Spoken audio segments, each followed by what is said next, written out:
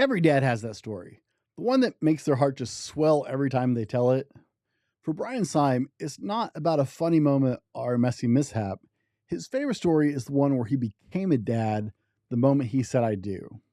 You see, Brian didn't just marry a woman, he married into fatherhood, instantly becoming dad to a high functioning autistic son and two daughters who followed his lead. What happened next redefined family in the most unexpected, heart hitting way. It's not a story about biology, it's a story about becoming a father by choice and being chosen back. But he almost missed it. Because, like most high performing men, he thought fatherhood required grandeur, when all it really demanded was his presence. The real dad wins don't come from big vacations or well planned bonding moments that we try and create. They're born in the backyard, wielding imaginary swords and hunting zombies, or when a little hand silently presses your phone down during movie night. Check out Brian's favorite story, and then we're going to check in with our sponsor real quick, and then we'll dive straight into today's episode of the Dad Hat Shenanigans podcast with Brian Seim. Brian, every dad has that story that just lights them up. It's that story you love to tell about your kids that makes you smile, and some of them are funny, some of them are gross, some of them are just, they're dad stories, right? They're those amazing stories. So what is your favorite dad story? I think my favorite story is when I got married. I got married directly into dadhood. And we had a 10, 11 year old, I should remember his age, stepson coming into the story for me. And he was high functioning autistic, and then had two little sisters. And we had been dating for about 9 months after being separated for 17 years.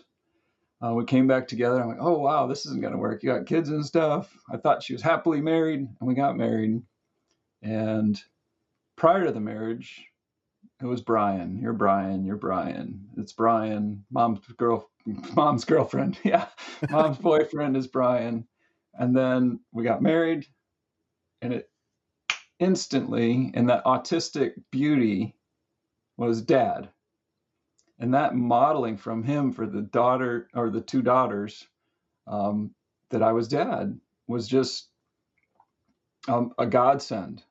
One of my greatest fears was just that we were talking before the call about churches and comparing to the old guy, comparing to the old dad and all that. And just the black and white nature of that boy, our oldest, he was 25 now, was your dad. And that's the model he set for everybody. And we just had, and that was key, because we never really talk about stepkids in our family. The kids mention it in context where it's important sometimes, but it's really being dad and having them be my real kids. That's an amazing story, Brian. I love that. I understand why that's your favorite story entirely. It's not entertaining or anything, but it's impactful. I talked to the 16-year-old that she was 16, she just graduated, she's 18, and she was 6 when we got married. And we were just, I don't know what we were talking about exactly, but she looked at me and she said, "You're my dad. Like, there's no one else. There's nothing else to consider," and whatnot. And that just hit me right in the heart and was like, yeah, wow, thank you, Lord, for the ability to blend this family and follow your will most of the time. That actually hits home.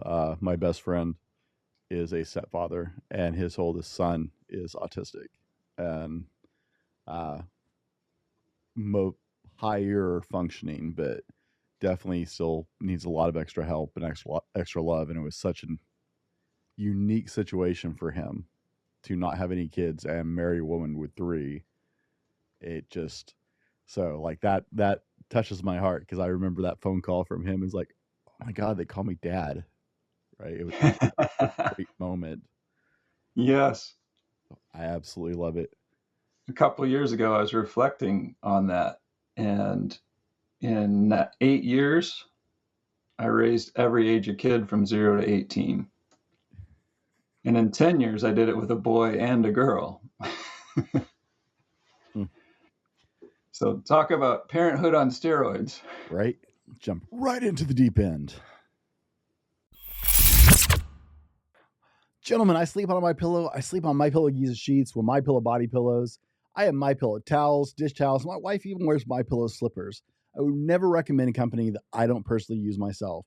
We're proud to have Mike Lindell and My Pillow as sponsors for this show. And you can go to mypillow.com and use code TFM. Super complicated. That's our parent company, The Fallible Man. You can use code TFM for up to 80% off your order and free shipping over $75 for our listeners.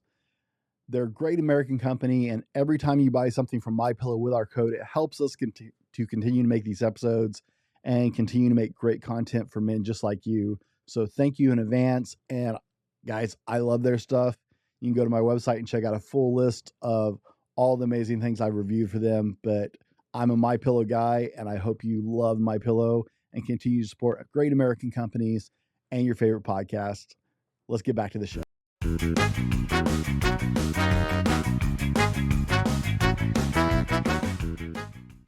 Welcome to the Dad Hat Shenanigans podcast, the unfiltered truth of being a dad.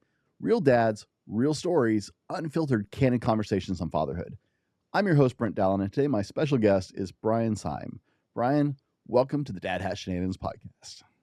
Thanks. It's a pleasure to be here. I love being a dad, even if I have to wear the kid's hat sometimes.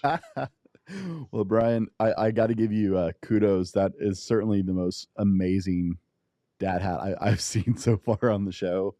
I actually generally tell my guests ahead of time, bonus points for creativity on the hat, and I'm loving the hat. If you guys are listening on the audio, we are a podcast first and foremost, but if you're listening on the audio, you need to go jump over to our YouTube or Rumble channel just to see Brian's hat, because this is amazing, guys. So right off that, we'll just start with the dad hat story, because there's got to be a great story behind this hat. All right. So it is a Paw Patrol hat. It's got the sticking up ears. And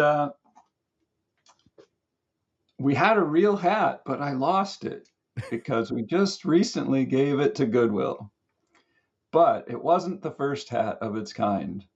We were camping in the North Woods. Well, not North Woods. I'm in Minnesota now, so it's North Woods. But at the time we were in Colorado, and it was in the remote woods up in the mountains. And it was great with the teenagers because there's no cell phone reception. But I was sitting out by the fire in the dark, the best time of night. All the campsites are quieting down nearby. My Spencer is in my arms, falling asleep with his Paw Patrol hat on his head. And he is sound asleep, half wrapped up in a blankie. And I just kept going till it was my bedtime. And as I got up, and he wore it like every day, like all the time. He gets into this thing with hats for 6 months. And then he won't wear them again for a while. And he's in one right now with a new hat that he's got, that he's wearing it all the time. So I lean up to lift him up out of the chair in front of the fire, and the hat falls in the fire and starts on fire. And my wife's walking out from the camper. She runs and grabs it, and I don't think she really grabbed it. I'm like, honey, it's really in the fire. Like the late night fire that's just coals, so it's all sizzled up. So we take him to the camper and put him to bed. He doesn't know anything. He's sound asleep, sound as a bug, happy. Just that one-on-one peace and joy of having your kid fall asleep in your arms. But I got to tell him I burnt his hat in the morning. So that's kind of the dad hat story. We got him another one a couple weeks later, and we gave him the apologies. It's all right, we'll get you one. We know you were wearing it every day and everything. And I think he wore it 3 times once we got the new one. So it was this spring, just not too long ago, that we took it out to Goodwill. So I had to print a new hat and put it on my sailing hat to fill the role today. I appreciate the effort to make up for it. It's one of those things you have things that you're like, I keep this and I keep this and I keep this, because it's like that box of cables that almost every guy has. Like, why do you keep right over there? Right? Why? Well, I might need it, and I can't count how many times I pulled the cable out to charge something that someone's lost a charging cord for, or I have my box of 3 or 4 of cables, but hats are the same way. You keep them and keep them and keep them. It's like we could probably give that away, and then like right off the bat, you're gonna find something that's like, man, I needed that hat. Why don't I have that hat? So I've got, I think, over 20 hats. I was counting them as I went through. I'm like, what am I going to put this on? Where am I going to do it? And I was like, wow, I convinced him to give away his hat that he didn't wear at all. And I've got. right. I was going through a stack of my hats because I have a ton of hats. Getting ready for one of the episodes where I kind of explained the whole concept behind the dad hat thing. And I was picking selectively because I changed hats throughout the entire episode, right? As I was explaining the metaphor of the dad hat. And my daughters were just amazed. Like they had a field day because they'd never seen all these hats I had stacked up in my closet. And I got everything. I got my brother's original sailor hat from his basic training when he was in the Navy, like the little bowl thing they wear in the Navy. And I have a knit fedora that's got jokers sewed into the brim all the way around for gambling and crazy hats. My daughter's like, "Where did you get all these hats?" I've had them longer than I've had you. What do you do? I've been longer. I've been alive a while. Right? It's something about hats, man. We just stack them up. So I do appreciate the effort. Like I said, it's I great. think it's hats like the shoes, right? Right? Yeah, my wife has shoes. I have hats. We both have sweatshirts. I don't know. I have no idea what it is. We have so many sweatshirts. Brian, how many kids you say you have 3 kids? Is that right? I signed up for 3 kids that day when I got married, and Leah always wanted kids, and I said, well, we can't have one kid because one kid is like an only child when they're separated by that many years, 6 or 8 years. Let's see, 7 years from her youngest to our oldest. And so, because they'll get in trouble, they need a playmate, they need all this stuff. So the story today is, well, you said we needed 2 kids. I said, no. I said we couldn't have one kid. We had to have 0 or 2. So we've got 5 kids from 9 to 25. The 25-year-old getting married in August. The 18-year-old, she just graduated from high school and taking a gap year and playing and spending and learning finances again. She's had a great learning curve the last 2 years. I missed a 21-year-old. Nope, not yet. In 2 weeks, our 20-year-old is a 21-year-old, so I'm not sure what that's going to look like. But she's well-rounded, got a good boyfriend. And then we jump down to Elizabeth, who's 11, and Spencer, who's 9. And Spencer's the hat guy. So 3 years ago is the hat escapade. 4 years ago. The age gap is always an interesting thing to run into with a family. My wife's youngest brother was a late in life surprise. We'll say that. How's that? Is that more polite?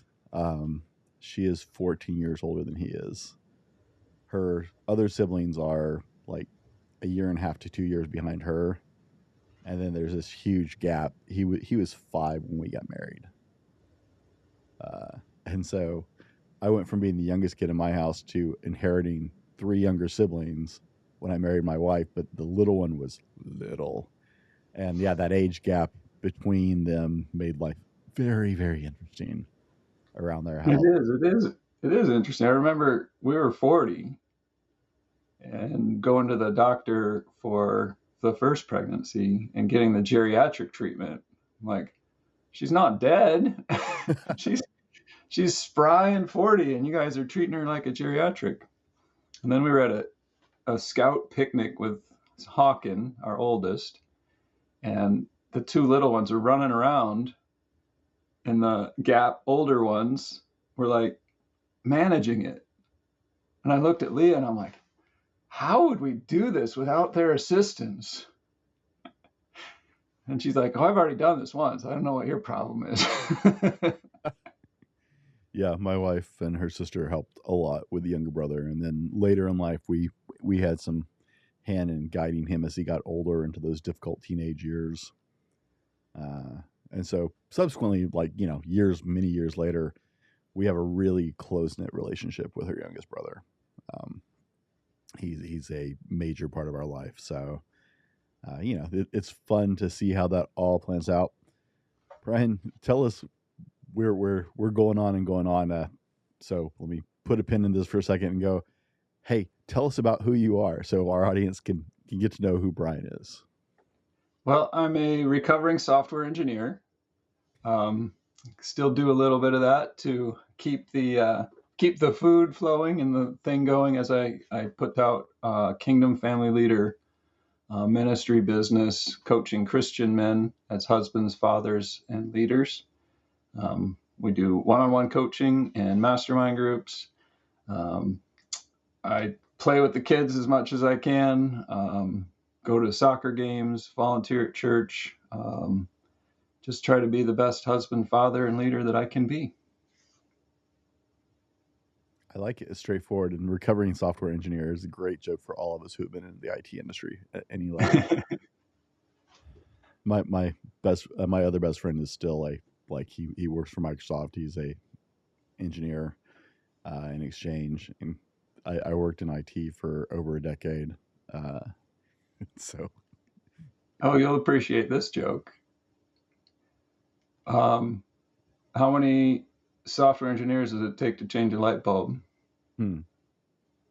Sounds like a hardware problem. Yeah, I was a hardware guy. I heard that a lot. Lots of, oh, it couldn't be anything I did. You guys got something broken there. Yep. I worked in the data center world, so I fixed a lot of server and network hardware and reloaded systems when software engineers screwed it up, things like that. I've always tried to tear down that fence between the two. So, Brian, you said you're into a ministry now and you work with men one-on-one, so we're kindred spirits here. What are we diving into today? What do you want to talk about? I mean, we've had some great fun already, but what do you want to talk about? Yeah, this is Dad Hat Shenanigans. I think a lot of the leaders that I work with are like, I'm leading here and everything else is crap. And at home, that's one of those areas that leaders in business are like, everything works here, and I'm not feeling so great about my parenting. And that's what Dad Hat Shenanigans attracted me to. Hey, let's talk to them and just talk about dadding. It's a hard job, but it's not that hard. It's really simple, which kind of stinks because it took me 12 years to figure it out. Don't hear that wrong. I didn't figure it out yet. I think that is one of the that's so funny. We are definitely kindred spirits. I work with men who have lost those connections with their family while they were chasing that job or that position, or so yeah, it's a major thing. And I don't know what it is about being a father that we all feel so unprepared for. I mean, yeah, I get it. It's different. It's especially that first time out, but you get such high caliber men who are capable of doing so much, and they work so hard, and then they're like, I don't know what to do here. Yeah, I was trying to make that quality moment the other day. And I'm like, well, we can do this and we can drive 20 minutes up the North Shore and go to the waterfalls and go hiking and do all this stuff. And I started sharing the ideas around, and Spencer looks at me and goes, well, let's go kill zombies in the backyard. And I'm like, oh my gosh, I hate killing zombies. But it's so simple. So we went out in the backyard and killed zombies in the woods, and it was his design. It was what he wanted to do. It didn't take all the extra orchestration and scheduling. And I think one of the biggest banes of the 13 and younger is a car ride. I don't want to take a car ride. Do we really have to take a car ride? It better be something really worth it if we're going to take a car ride. I hate sitting in the car because we're kind of a tech-free.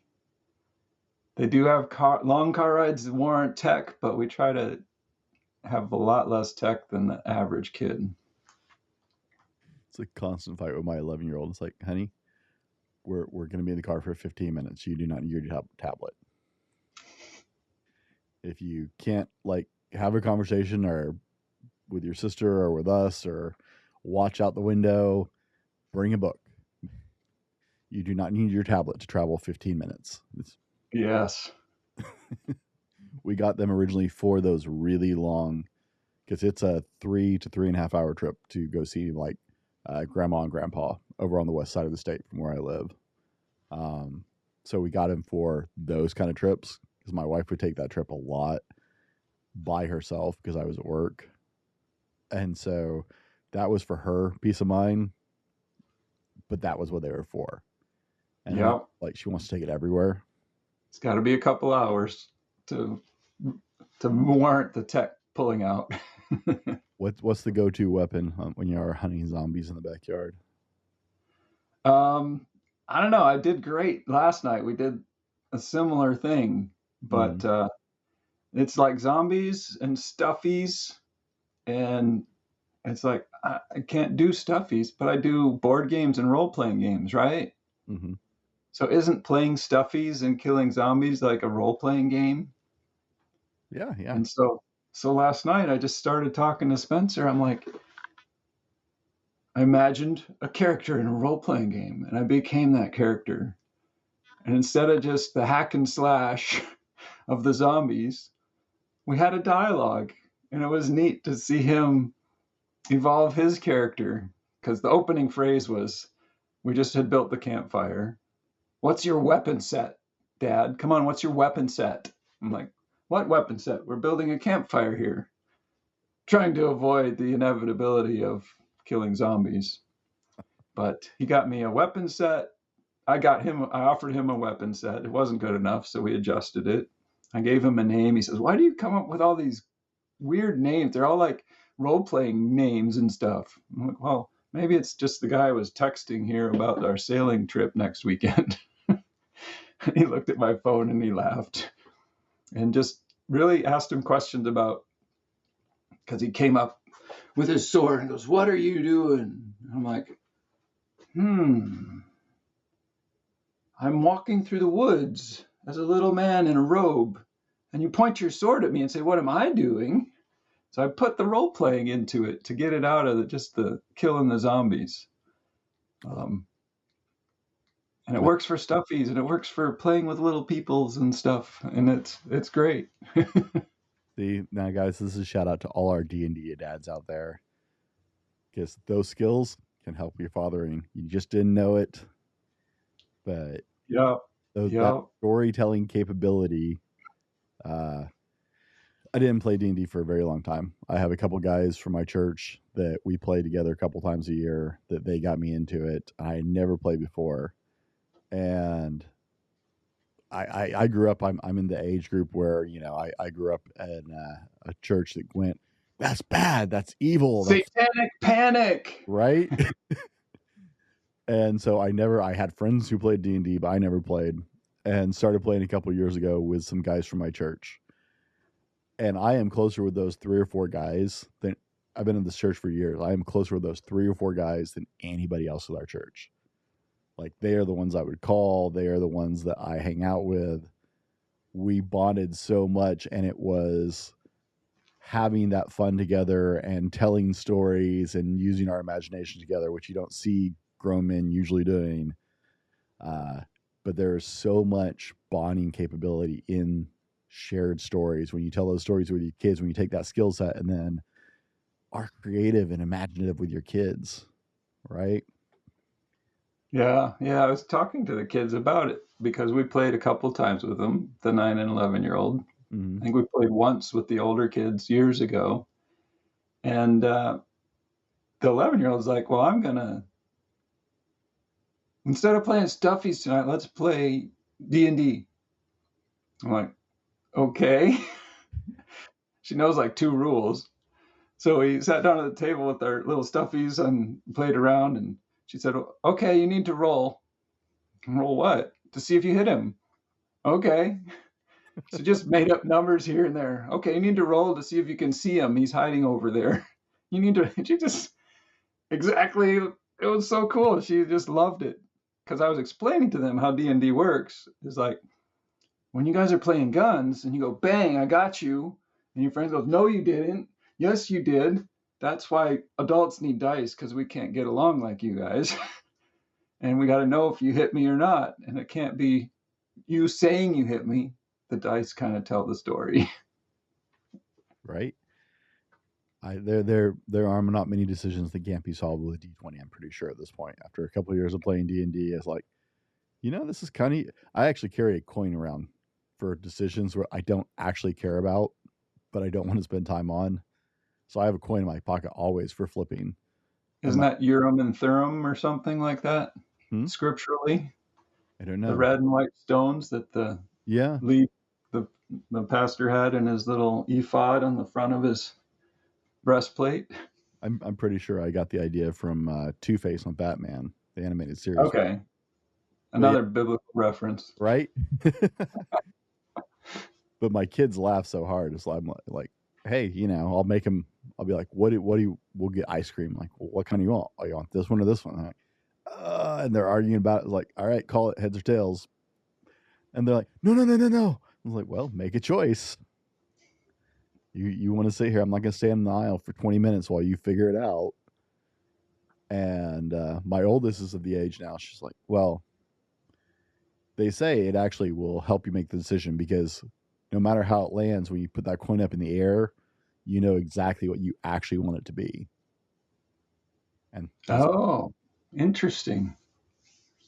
If you're struggling between two things, and statistically, that's what research tells us is, once you actually go to flip the coin, if you're stuck between two things, your brain will automatically go, ooh, I want it to land this way. And then you know what you actually really want. So then do you go with the coin if it lands wrong, or do you go with your intuition? And I've had my kids try and go both ways. Sometimes I check them with the coin. I'm like, it depends on if they can call out before it hits the ground, Yeah, I think that's a powerful thing to pass on to our kids, is choosing. And it doesn't matter what you choose. Mm-hmm. And then it goes alongside with FOMO, fear of missing out, and recognizing and training. I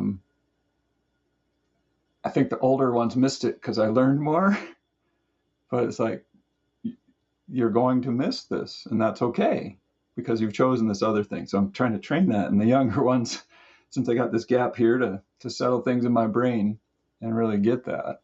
But that the decision making and the choice making is so critical. I think all the high level, like Bill Gates, and since we're in tech and everything, and Steve Jobs, it's all about decisions, fast, solid, and strict decisions that are powerful and give that power and influence to those people.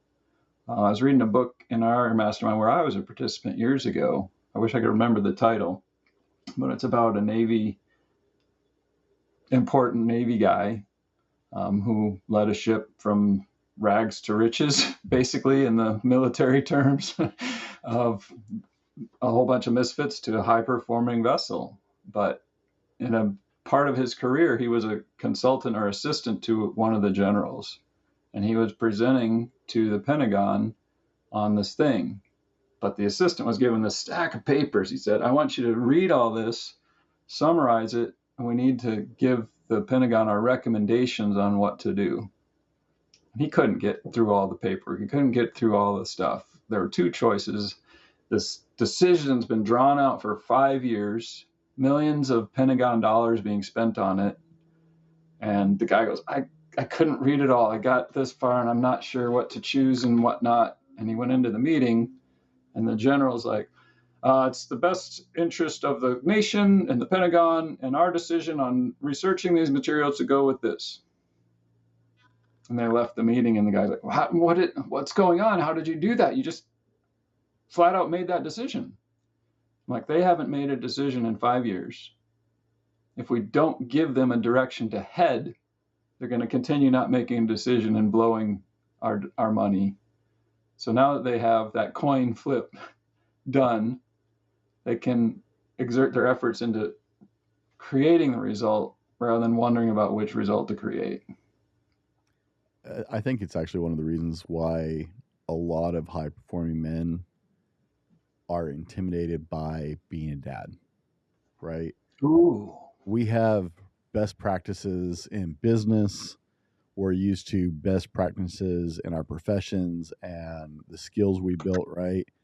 And we are so structured by the time we're a certain level of performance, right? I was a hiring manager and the lead trainer for my company's division in what we did. Like, I traveled, set up new data centers and stuff like that, and trained the new teams. I pioneered the company, developed new software to manage all of our servers. And one of my jobs, I basically sat for weeks playing with this new software, figuring out how to do everything we already did with this new software we were switching over to, and writing all the processes for that so we could train everybody. And you get to, a level like that where you're at a very professional level, and there are clear-cut rules and best practices and ideals that you are guided by, right? Right.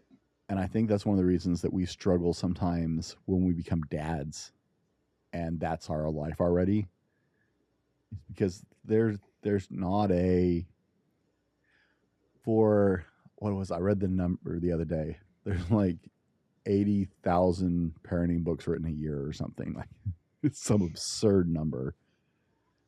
None of them are right. None of them are wrong. None of them are perfect. And that's the problem. That's right? The dad story right there. I used to laugh because I was a gamer, a hardcore gamer for years. And there are ideal builds. Even in D&D, there are ideal builds for like each class of character. And it's like, well, it doesn't really matter how I want to play it. I want the best character. And so I'm going to do this, and this is the character I'm going to build because they are the best character to win, right? And that's the way brains work. And I don't think there's a clear-cut answer, because every kid is different. Every kid has their own solution to how is the best way for me to show up for them. What is the best way for me to dad for them?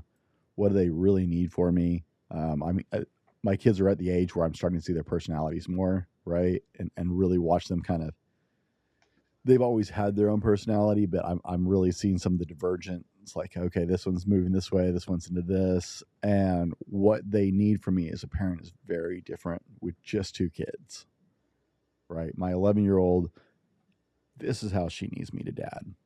My 13-year-old, like, this is how she needs me to dad. And there isn't a set, this is the best model. This is the armor I'm going to pick. This is the weapon I'm going to use. These are the skills because this is the best. And I think it messes with our very logic-based brains as men. Yeah. How the rest of our world works. You said something in the note on your profile when you and I were planning this out about it doesn't have to be right. It doesn't have to be big. They want you. Yeah. And I don't think all that stuff you just said. Oh, go ahead. No, I don't think as men we're comfortable with that concept, because that's how the world works. Because I know everything. And I know everybody should think like I think. And all these things are hurdles for me to get over. I remember probably 2-3 years ago, I'm like projecting myself onto these kids. If we're going to sit down and play a board game, it's an hour or two. If we're going to play Dungeons and Dragons, it's 2 to 4 hours. If we're going to do something as adults and my peers, that's what it is. So if the kid wants to play, it's 2 to 4 hours. And at that point, I don't know how I figured it out, but I'm like, just leave the computer, set a 20-minute timer and go play. And it's everything. And at that point, I hadn't figured out how to play pretend and stuffies and things. So 20 minutes was all I could handle. So I would stop, I would go set a timer and I would play and say, oh, we got 5 minutes left. And they would wrap up the storyline and get the plot finished. And it was like, it's so simple. I think I spoke earlier about making the big plans to drive up the shore.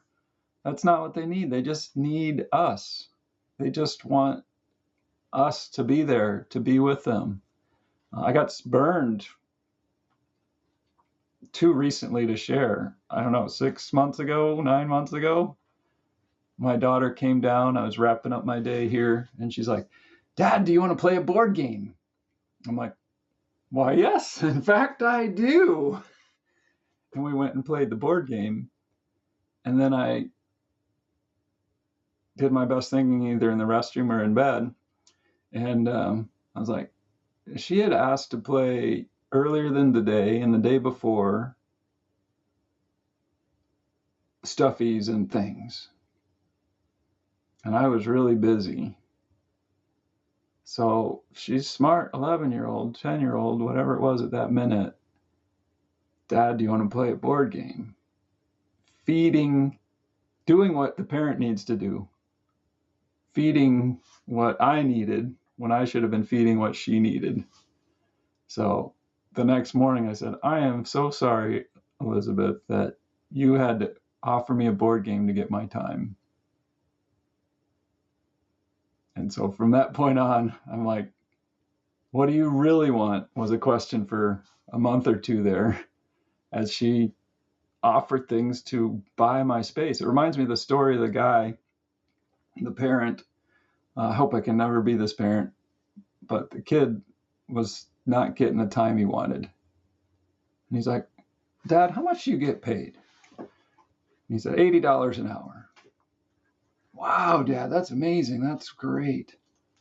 And then a couple of weeks later, the kid's like, hey, Dad, can I have $40?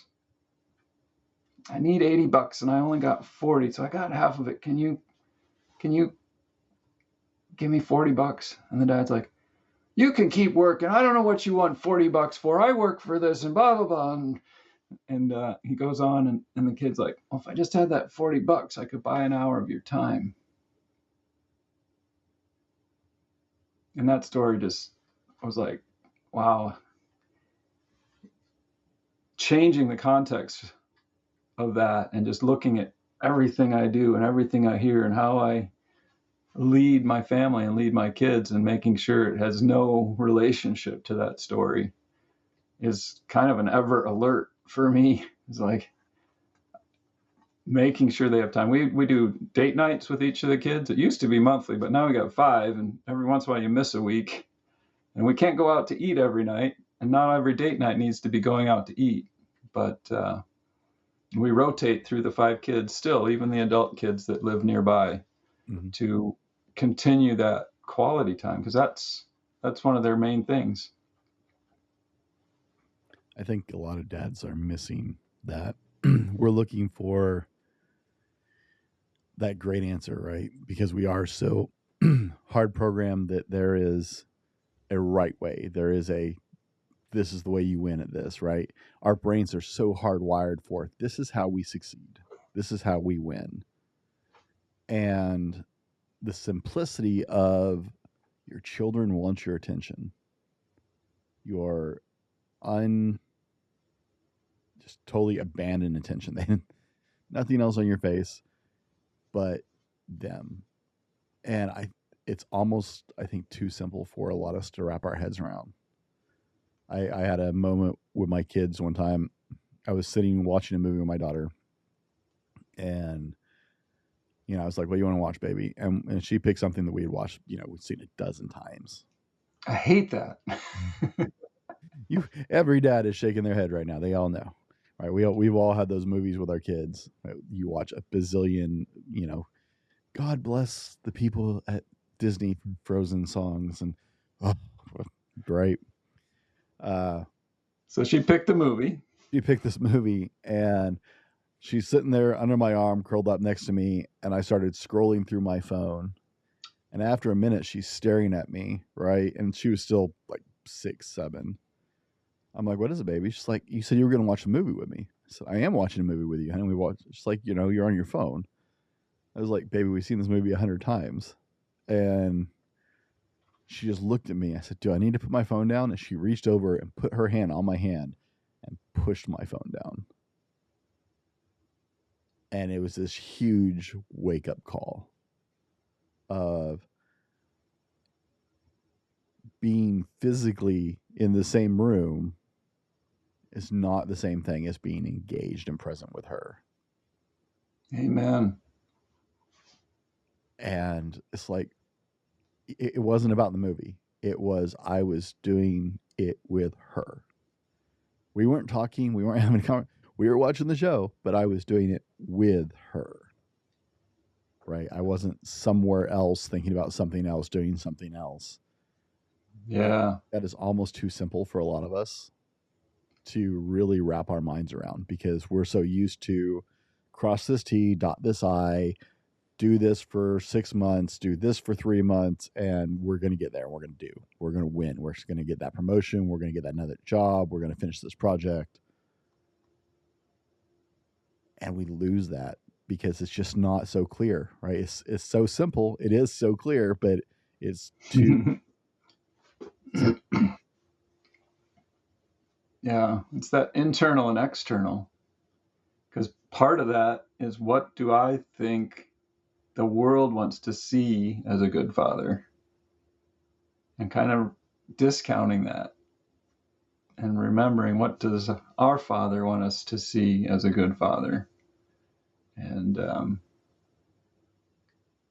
taking evidence from the world, but not believing it, but testing it, trying it, and being present is too simple that it's easy. Oh, well, I can check out something here quick and let it go. So many distractions, and your kids really just want you. The real you, not the you that everybody else wants. Yeah, yeah. I think. And it's small stuff too. Like, I'm just learning more and more. This computer sits here in this corner, and I work facing this way. And people come in and they know the rules. When it's this way, don't talk unless it's an emergency, because I'm talking with somebody and sharing with somebody. But when it's the other way, they can come in. But until the last 2 or 3 weeks, 9 times out of 10, I don't turn around and look. I give answers without looking, and I'm like, Dad, husband, Christian man that loves people, take your eyes and put it with them and give your answers. Completely stop what you're doing. You work at home. You've got plenty of time to work, and you can make it up after they go to bed. Just stop and give it to them. It's small, but for me, it was huge, because I was like,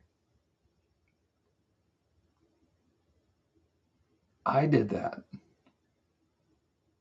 I committed the foul and didn't recognize it, but now I do, and now it's a big deal to me. Probably, I was going to say maybe less of a deal to them, but maybe it's just as big a deal to them, and not even recognizing it.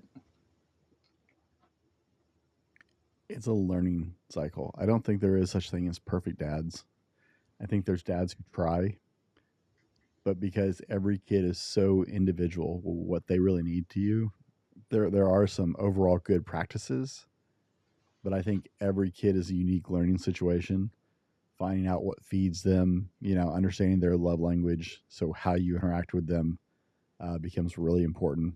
Because I've got two kids who speak two very different love languages, which makes it very interesting some days. It's like, wait, which one am I talking to? Refocus. Read, adjust that dial. All right, reach over, hold her hand while I'm talking to her, because that's important with the younger one. Yeah, if you guys haven't read 5 Love Languages, there's different variations. There's the adult version, there's the parenting version. Apply that to your parenting. I believe I'm a big fan of apply that to your whole world. Oh yeah, for sure. My last corporate, but it took me a minute to take it and apply it to the kids. My last corporate job, the 5 love languages was one of the most useful things I ever had for getting along with some of my coworkers. Because understanding that their love language was radically different than mine made a huge difference in how it's like, okay, I am speaking the wrong way for them to right. So yeah, I'm a huge fan of that. Any direction we want to go with it. Brian, you got a dad joke for us? Oh yeah, dad joke. I need a dad joke. It's not an episode of the show without a dad joke. All right. This is funny for the age of the kids. I'm reading a book about anti-gravity. It's about my kids. I can't put them down. But we've been talking with the 11-year-old that all the other siblings quit getting picked up after 10 because I can't handle it. And I'm much older now. That's hilarious. Brian, as we land this plane, what is the most important thing you want dads to hear today? Keep it simple, stupid. Keep it simple. I laugh because that is a guiding rule in my life. That was one of the most valuable pieces of advice I ever got in my younger life. Be present. You're not aiming for behavior. You're aiming for creating awesome adults. And the only way we're going to get connection with them is keeping it simple, making a 20-minute playtime, doing their thing, enhancing what they're doing, and making sure that I'm not taking over as dungeon master, but I'm leaving them as dungeon master, as the lead. Recognizing our mistakes and apologizing and demonstrating the adult we want them to be, and accepting the adult that they become of their own accord. Guys, it's simple. We're going to have all of Brian's contact information, where you can connect with him, where you can follow up with him. He is a men's coach, and if you're looking for a Christian leader to walk with in your life, you are in a place where you feel like it would be beneficial to you to have a mentor or a coach or a guide, we'll make sure you can connect with Brian and you can talk to him. Maybe Brian is the right person to walk with for a while for your life. And there's a lot here, guys. We had a lot of laughs in the conversation and talked very lightly, but really there was a lot to what was said today. Even if you didn't pick up on it, listen to this one again, because there was a lot that was said today that will really help you as you make that journey as a father. Guys, thanks for joining us today on the Dad Hat Shenanigans podcast. We're just a community of dads who are just traversing life challenges together. Until next time, laugh, learn, and live the dad life.